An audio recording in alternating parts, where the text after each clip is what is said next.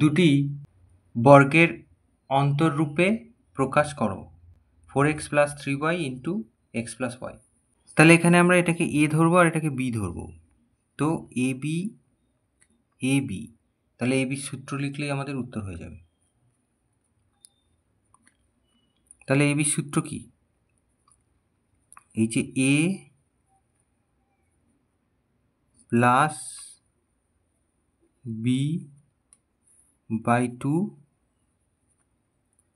Whole square minus A minus B by 2 whole square.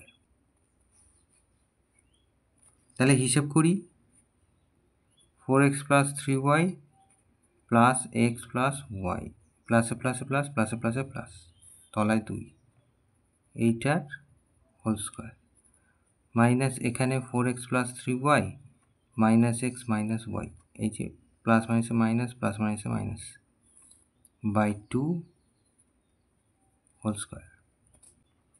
4x আর X হিসেব করলে 5x আর 3y আর Y তাহলে 4y by 2, তাহলে এইটার হোল স্কোয়ার আর মাইনাস এখান থেকে 4x আর এক্স হিসেব করলে 3x আর এখান থেকে 3y আর ওয়াই হিসেব করলে প্লাস 2y বাই 2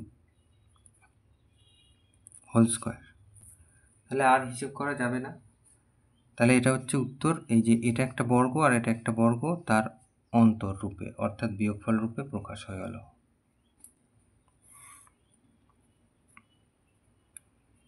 এটা উত্তর।